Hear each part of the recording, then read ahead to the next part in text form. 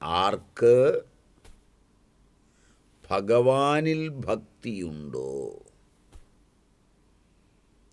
ഭഗവാനിൽ എന്ന പോലെ ഗുരുവിൽ ഭക്തിയുണ്ടോ, അയാൾക്ക് വേദോക്തമായ അർത്ഥം പ്രകാശിക്കും. അയാൾ മഹാത്മാവാണ്. അർത്ഥം പ്രകാശിക്കുന്നത് ശാസ്ത്രത്തോടും ഗുരുവിനോടുമുള്ള ഭക്തിയാകുന്ന ശ്രദ്ധയിൽ നിന്ന് മാത്രമാണ്. ഗുരുവിനോടുള്ള ശ്രദ്ധ, ഭക്തി പൂർണ്ണമായി വരുമ്പോൾ, ഈശ്വരഭക്തി നിറയുമ്പോൾ എല്ലാ ശാസ്ത്രവും അയാളിൽ സമുജ്വലമായി പ്രകാശിക്കും. ശാസ്ത്രം പ്രകാശിക്കുന്നതിനുള്ള വഴി അതാണ്. മഹാഭാരതാന്തർഗതമായ ഭഗവത്ഗീത, അതിലെ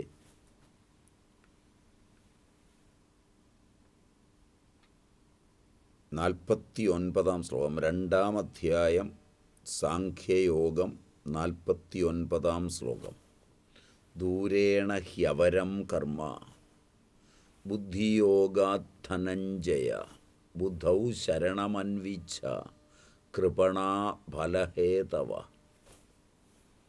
ഇതാണ് നാം എടുത്തു വന്നിരുന്നത്. അതിൽ ശരണമന്വിച്ഛ, ശരണശബ്ദത്തിന് വസിക്കുക എന്നൊരർത്ഥമുണ്ടെന്നും അതിനെ ഭഗവത് ശരണാഗതി എന്നർത്ഥം പറയാമെന്നും നാം കണ്ടു. പിന്നീട് മറ്റൊരു പണ്ഡിതൻ്റെ അഭിപ്രായത്തിൽ ബുദ്ധിയിൽ ശരണം പ്രാപിക്കുക എന്ന് പറഞ്ഞാൽ ബുദ്ധിയെ മുൻപും പിൻപും തരുന്ന, ബുദ്ധിക്ക് മുൻപിലും പിൻപിലും സഞ്ചരിക്കുന്ന ജ്ഞാനം, ആ ജ്ഞാനത്തെ, അതിന് കാരണമായ ബുദ്ധിയെ, വൈകല്യങ്ങളെല്ലാം നീക്കിത്തരുന്ന ഗുരുവിനെ ശരണം പ്രാപിക്കുക എന്നൊരർത്ഥമുണ്ടെന്ന് കണ്ടു. ഗുരുഭക്തി. ഭാരതീയർ ഗുരുഭക്തിയിൽ അദ്വിതീയന്മാരായിരുന്നു. അതാണ് ഭാരതീയൻ്റെ വികാസ പരിണാമങ്ങൾക്ക് കാരണമായി തീർന്നത്. ലോകചരിത്രം പരിശോധിച്ചാൽ അധികമൊന്നും മാറാതെ ദർശനവും അധികമൊന്നും മാറ്റമില്ലാതെ ജീവിത രീതികളും വർണ്ണാശ്രമ ആചാര രഥന്മാരായി ജീവിക്കുവാനുള്ള ഇച്ഛയും നമുക്ക് നേടിത്തന്നത് നമ്മുടെ പൂർവസൂരികളായ ഋഷീശ്വരന്മാരാണ്. അതനുസ്യൂതം ഇവിടെ നിൽക്കുകയും ചെയ്തു. നൂറ്റാണ്ടുകൾ കഴിഞ്ഞിട്ടും അടങ്ങാത്തൊരു ഗുരുഭക്തി അവരിലെല്ലാം ഉണ്ടായിരുന്നു. ഭരണാധികാരികൾക്ക്, ആധുനിക ഭരണാധികാരികൾക്ക് സഹിക്കാത്തതാണ്. സാഹിത്യ നായകന്മാർക്ക് ഇഷ്ടപ്പെടാതെ പോയതാണ്. സമറ്റിക് സംഭാവനകളോട് ബന്ധപ്പെട്ടപ്പോൾ ഭാരതീയർക്ക് തന്നെ അത് സഹിക്കാൻ വയ്യാത്തതായി.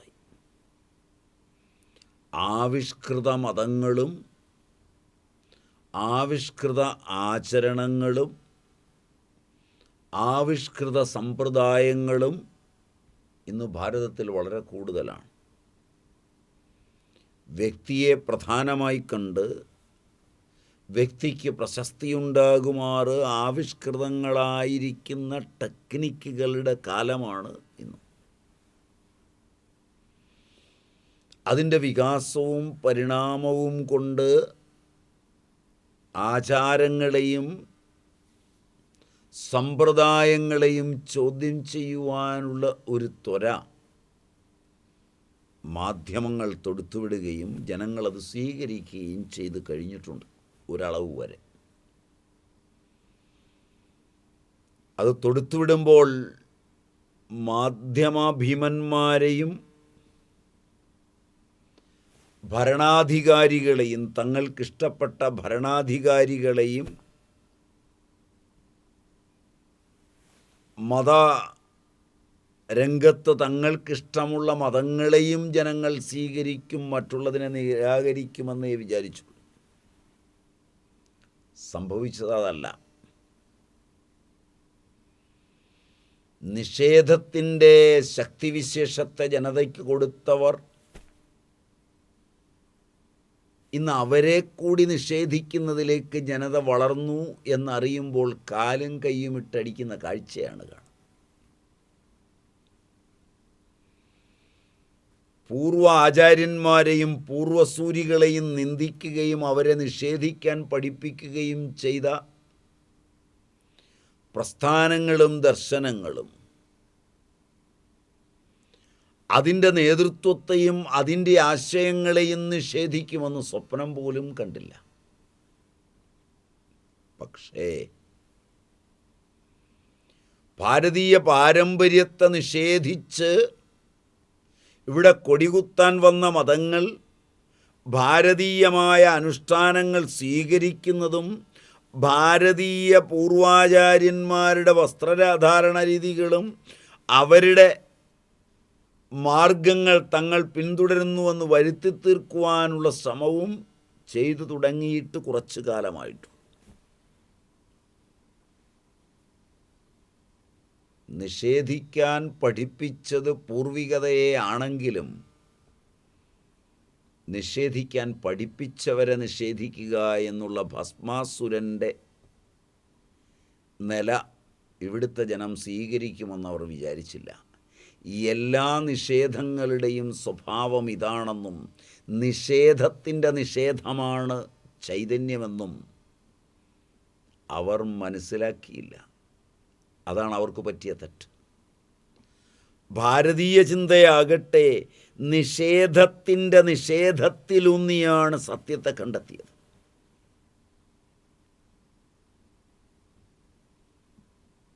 ഇതാണ് വന്നവർക്ക് പറ്റിയ തെറ്റ്. മതങ്ങൾ ഇന്ന് അവിടെ വെള്ളം കുടിച്ച് കിടക്കുകയാണ്. രാഷ്ട്രീയ സാമൂഹ്യ ദർശനങ്ങളും നിഷേധത്തിൻ്റെ ഭാഷയാണ് പഠിപ്പിച്ചത്.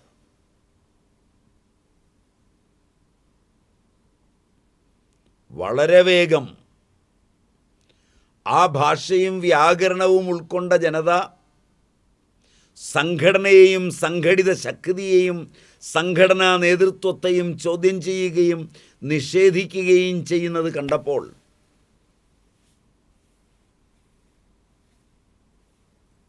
പഠിപ്പിച്ചവർക്ക് ശപിക്കാൻ തോന്നിയിട്ടുണ്ടാവണം. നിഷേധിച്ച പൂർവികതയുടെ രൂപങ്ങൾ എഴുന്നള്ളിക്കുവാൻ ആധുനിക നിഷേധികളെ നിർബന്ധിതരാക്കിയത് ജനതയുടെ ഈ വിശ്വാസം. ഭാരതം ഈ രംഗത്ത് വളരെ മുമ്പിലായിരുന്നു. അതുകൊണ്ട് തന്നെ ഗുരുഭക്തി പുരുഷൻ അഞ്ജസ ജയേത്, പെട്ടെന്ന് ജയിക്കാൻ കഴിയുന്നതാണെന്ന് പറയപ്പെടും. അതുകൊണ്ടാണ് പഴയകാലത്തെ കുടുംബങ്ങളിലും മറ്റും കുമ്പിടുന്നേൻ ഗുരുപാദം ഞാൻ എപ്പോഴും കുമ്പിടുന്നേൻ ഗുരുഭക്തന്മാരെ, എന്തിന് ഗുരുഭക്തരിരിക്കുന്ന ദിക്കിനെ ഞാനിതാ കുമ്പിടുന്നേൻ. അപ്പോൾ ഇതാണ് ഗുരുഭക്തി. ഗുരുഭക്തി എന്നാൽ ഗുരുവിൻ്റെ നിസ്വാർത്ഥ ഭാവത്തിലുള്ള അതിയായ ശ്രദ്ധ. ഗുരുവിൻ്റെ കാര്യത്തിൽ ഒരാൾക്ക് ശ്രദ്ധയുണ്ട് എന്ന് വന്നാൽ അത് ഗുരുഭക്തിയാണ്. ഗുരുരാജ്ഞയെ ശിരസ വഹിക്കുക, ശ്രദ്ധാന്വിതമായ പ്രേമം. ശ്രദ്ധയില്ലാതെ ഗുരുവിനോട് പ്രേമമുള്ളവർ ഉണ്ടാവും. ശ്രദ്ധയാണ് ഇവിടെ വേണ്ടത്. അത് വന്നാൽ എല്ലാം ലഭിക്കുമെന്നുള്ളതാണ്. എപ്പോൾ അത്യധികമാകുന്നു ശ്രദ്ധയോടുകൂടിയ പ്രേമം,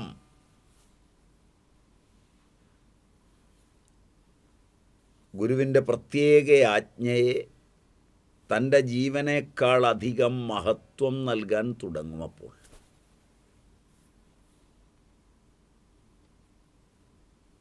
തൻ്റെ ജീവൻ പോലും ഗുരുവിനായി സമർപ്പിക്കും. അത്രയും ഭക്തി എപ്പോൾ വരുന്നു? അമ്മാതിരി അനേകം മഹാത്മാക്കൾ ഉണ്ടായിട്ടുണ്ട് ഭാരതത്തിൽ. അവരുടെ ഗുരുഭക്തിക്ക് ഒരു ഉപമയുമില്ല. കാശിയിൽ സ്വാമി ശാസ്ത്രാനന്ദജി മഹാരാജാവ്, അങ്ങനൊരു മഹാത്മാവുണ്ടായിരുന്നു. അദ്ദേഹം വളരെ ഉച്ചകോടിയിലുള്ള മഹാത്മാവായിരുന്നു. അദ്ദേഹത്തിൻ്റെ അടുത്തൊരു ശിഷ്യനുണ്ടായിരുന്നു. ആ ശിഷ്യനിൽ ഈ ഗുണങ്ങളെല്ലാം കണ്ടിരുന്നു. സ്ഥിതാമുച്ചലിത പ്രയാതം നിഷേദുഷീമാസനബന്ധധീര ജലാഭിലാഷീ ജലമാദദാനം ഛയേബദം ഭൂപതിരന്വഗച്ഛത്. സ്ഥിതാമുച്ചലിത പ്രയാതം നിഷേദുഷീമാസനബന്ധധീര ജലാഭിലാഷി ജലമാദദാനം ഛയേബദം ഭൂപതിരന്വഗച്ഛത്. കാളിദാസവചനമാണ്. ആ കാളിദാസവചനം പോലും മങ്ങിപ്പോകുന്ന വിധം ശ്രദ്ധയുള്ള ഗുരു നിൽക്കുകയാണെങ്കിൽ ശിഷ്യൻ നിൽക്കുകയേ ഉള്ളൂ. നടന്നാൽ പുറകെ നടക്കും, ഇരുന്നാൽ അടുത്ത് തന്നെ ഇരിക്കും. വെള്ളം കുടിച്ചാൽ ശിഷ്യനും കുടിക്കും. ഗുരുവിൻ്റെ ആജ്ഞ കിട്ടിയാൽ ഉടൻ ആ കാര്യം സാധിക്കും. ഭൂപതിയുടെ അപേക്ഷ പറയുമ്പോഴാണ് കാളിദാസൻ ഇത് പറയുന്നത്. ഭൂപതിക്ക് ആജ്ഞാപാലനത്തിന് അധിക അവസ്ഥയുണ്ടാകാറില്ല. കാരണം ഭൂപതി അല്പദിവസത്തെ അതിഥിയാണ്. ശിഷ്യനാകട്ടെ തൻ്റെ ജീവിതകാലം മുഴുവൻ ഗുരുവിന് വേണ്ടി സമർപ്പണം ചെയ്തിരിക്കുന്നു. അങ്ങനെയുള്ള ശിഷ്യൻ തന്നെ ഗുരുഭക്തി സിദ്ധമാക്കിയിരിക്കുന്നു. ആ ഗുരുഭക്ത സാധന പൂർണ്ണരൂപത്തിൽ അപ്പോഴാണ് ചെയ്യാൻ കഴിയുക. അപ്രകാരമുള്ള സാധന കൊണ്ട് നിശ്ചയമായും ബുദ്ധിയോഗം പ്രാപ്തമാകും. ഇപ്രകാരം സാധനാ തത്വലാഭാർത്ഥമാണ് അവിടെ ലഭസ്വ ബുദ്ധിയോഗം തഹ എന്നിങ്ങനെ പറയാതെ വക്രഭാഷയിൽ ബുദ്ധൗ ശരണമന്വിച്ഛ എന്ന് പറഞ്ഞത്. അതുകൊണ്ട് ബുദ്ധി ധാതൃത്വേന രൂപേണ ഈശ്വരൻ തഥാ ഗുരു രണ്ടും ഗ്രഹിച്ച് അവർ രണ്ടുപേരുടെയും ശരണത്തിലെത്തുക. ഗുരുവിൻ്റെ ശരണത്തിൽ, ഈശ്വരൻ്റെ ശരണത്തിൽ എത്തുക എന്നിവിടെ ഭഗവത് ഉപദേശത്തെ മാനിക്കുന്നത് പ്രസംഗവിരുദ്ധമല്ല. രണ്ടും ആകാവുന്നതാണ്. എന്തുകൊണ്ടെന്നാൽ ഇതിന് ശ്രുതിയുടെ പ്രമാണവും ഉണ്ട്.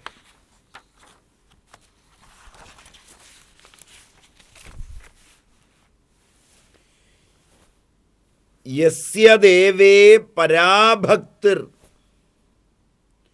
യഥാദേവേ തഥാ ഗുരൗ തസ്യൈതേ കഥിതാ ഹ്യർത്ഥാഃ പ്രകാശന്തേ മഹാത്മനഃ. യസ്യ ദേവേ പരാഭക്തിഃ യഥാദേവേ തഥാ ഗുരൗ തസ്യൈതേ കഥിതാ ഹ്യർത്ഥാഃ പ്രകാശന്തേ മഹാത്മനഃ. യസ്യ ദേവേ പരാഭക്തിഃ, ആർക്ക് ഭഗവാനിൽ ഭക്തിയുണ്ടോ, ഭഗവാനിൽ എന്ന പോലെ ഗുരുവിൽ ഭക്തിയുണ്ടോ, അയാൾക്ക് വേദോക്തമായ അർത്ഥം പ്രകാശിക്കും. അയാൾ മഹാത്മാവാണ്. അർത്ഥം പ്രകാശിക്കുന്നത് ശാസ്ത്രത്തോടും ഗുരുവിനോടുമുള്ള ഭക്തിയാകുന്ന ശ്രദ്ധയിൽ നിന്ന് മാത്രമാണ്. ഗുരുഭക്തിയിലിരിക്കുമ്പോൾ ഗുരുവിനോടുള്ള ശ്രദ്ധ, ഭക്തി പൂർണ്ണമായി വരുമ്പോൾ, ഈശ്വരഭക്തി നിറയുമ്പോൾ എല്ലാ ശാസ്ത്രവും അയാളിൽ സമുജ്വലമായി പ്രകാശിക്കും. ശാസ്ത്രം പ്രകാശിക്കുന്നതിനുള്ള വഴി അതാണ്. അതുകൊണ്ട് ബുദ്ധൗ ശരണമന്വിച്ഛ എന്നതിന് ഈ ശ്രുതിപ്രമാണവും കൂടി വച്ച് ചിന്തിക്കുമ്പോൾ ഈശ്വരനിലും ഗുരുവിലും ഭക്തി, ശരണാഗതി അടയുക. ഈശ്വരനെ ശരണം പ്രാപിക്കുക. എപ്പോഴാണ് ഒരുവൻ ഈശ്വര ശരണാഗതിയിലാകുന്നത്? ബുദ്ധി എന്നതിന് ഈശ്വരനെന്നും ഗുരുവെന്നും അർത്ഥം പറഞ്ഞത് ശ്രുതിയും സ്മൃതിയും എല്ലാം ഉച്ചരിച്ചാണ്. നമ്മുടെ ബുദ്ധിയെ അച്ഛനും അമ്മയും ഗുരുക്കന്മാരും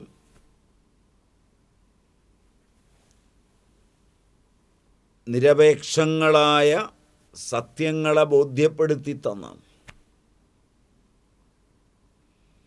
അവരോടുള്ള ഭക്തിക്ക് അനുസരണമായി നമ്മൾ ഉൾക്കൊണ്ട്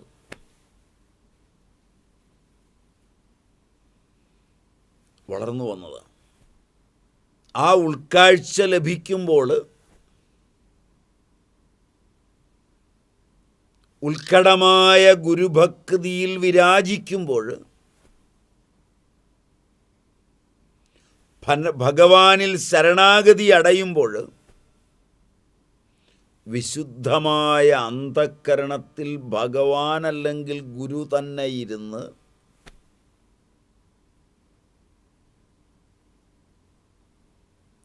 ഓരോ കാര്യങ്ങളുടെയും അകപ്പൊരുൾ ബോധ്യപ്പെടുത്തി ആമെന്നും അരുതെന്നും ഉപദേശിച്ച് ബുദ്ധിക്ക് ശരണാഗതി എന്നർത്ഥം പറയുമ്പോൾ, ബുദ്ധിയിൽ ശരണാഗതി എന്നർത്ഥം പറയുമ്പോൾ ബുദ്ധിയിൽ വസിക്കുക എന്ന അർത്ഥത്തിൽ ഹേ ഭഗവാൻ, അവിടുന്ന് അകമേ നിലകൊണ്ട് അതാതു ചുവടുകൾ ആമരുതെന്ന് കഥിച്ച് അവിടുന്ന് അന്യർ ധരിക്കാതെ, അന്യരാരും അറിയാതെ, അന്യരറിയുന്നത് എൻ്റെ ബുദ്ധിയാണെന്നാണ്. എനിക്കറിയാം ഭഗവാൻ ഇതെൻ്റെ ബുദ്ധിയല്ല, അവിടുന്ന് എൻ്റെ ഹൃദയാന്തർഭാഗത്തിരുന്ന് എനിക്ക് നേരും നെറിയും ഉളവാക്കി തെറ്റായ ചുവടുകൾ വെക്കാതെ എന്നെ ശരിയായ ചുവടുവയ്പ്പുകളിലൂടെ കൊണ്ടുപോകുന്നു എന്നെനിക്കറിയാം. അങ്ങയുടെ അഹേതുകമായ കൃപ, അങ്ങയുടെ അഗാധമായ ജ്ഞാനം, അതുകൊണ്ടാണിത് പറ്റുന്നത്. അതുകൊണ്ട് ഭഗവത് ശരണാഗതി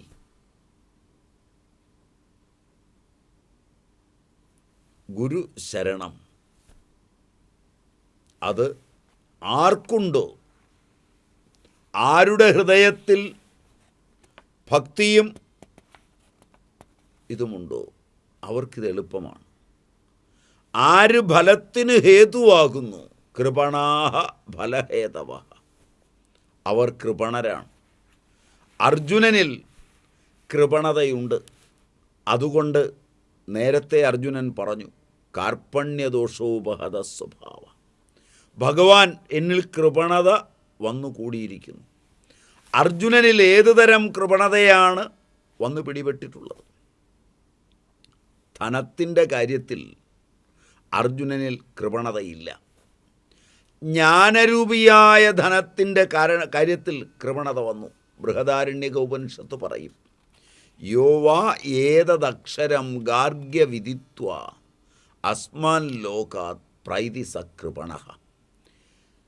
ഹേ ഗാർഗി, ധനം കയ്യിൽ വെച്ച് അതിനുവേണ്ടി ഉഴലുന്നവരെ ലോകം കൃപണനെന്ന് പറയും. എന്നാൽ ഞാൻ പറയുന്നു, ആര് ആത്മാവിനെ അറിയാതെ മൃത്യുവിൻ്റെ കയ്യിലെത്തുന്നു അവൻ കൃപണനാണ്. അവൻ ജീവനമായ ധനത്തെ ശ്രവണമനനാദികൾക്കു വേണ്ടി പ്രയത്നിച്ചില്ല. അവൻ കൃപണനാണ്.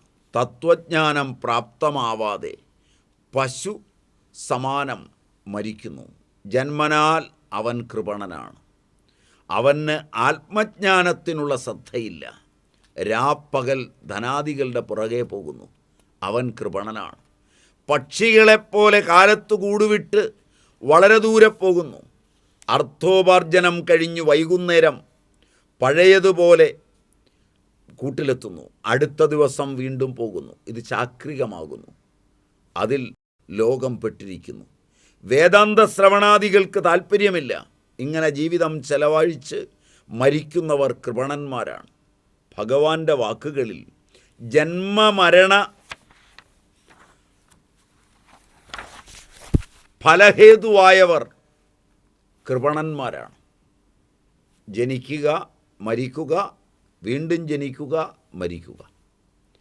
രാപ്പകൽ ധനാഭിലാഷങ്ങളിൽപ്പെട്ട് ദാരേഷണയിലും വിത്തേഷണയിലും ലോകേഷണയിലും പെട്ട് ഉഴലുന്നവർ. ഭഗവാൻ പറയുന്നു, ഹേ അർജുന, നീ ഫലഹേതുവാവരുത്. ഫലകാമന വച്ചിട്ട് കർമ്മം ചെയ്യുന്നവർ അടുത്ത ജന്മത്തിനുള്ള തയ്യാറെടുപ്പിലാണ്. കാരണം ഇതിലേക്ക് തിരിച്ചു വരാതെ പറ്റില്ല. അവർ കൃപണന്മാരാണ്. അതുകൊണ്ട് ഫലാഭിലാഷം ഉപേക്ഷിക്കുക. കാമന വെടിഞ്ഞാൽ പതുക്കെ പതുക്കെ അവിദ്യാസമ്പ്രദായം നിൻ്റെത് ശിഥിലമാവും. അവിദ്യാസമ്പ്രദായം ശിഥിലമായാൽ തന്നെ വിദ്യാസമ്പ്രദായം ഉണരുവാൻ തുടങ്ങും. ഭഗവാൻ പറയുന്നു, അല്ലയോ അർജുന, നീ കൃപണനാവരുത്. സംഘം ത്യജിച്ച് ബുദ്ധിയിൽ ശരണാഗതനാവുക. വിദ്യാസമ്പ്രദായത്തിൽ എത്തുക. ഉന്നത ദർശനങ്ങളടങ്ങിയ ഭഗവത്ഗീതയെ അർജുനനെ നിമിത്തമാക്കി ലോകസമക്ഷം അവതരിപ്പിച്ച ഭഗവാൻ ശ്രീകൃഷ്ണചന്ദ്രൻ്റെ അഹേതുക കൃപാമൂർത്തിയായ ആ കണ്ണൻ്റെ കാൽത്താരിണകളിൽ നമുക്ക് ശരണം പ്രാപിക്കാം.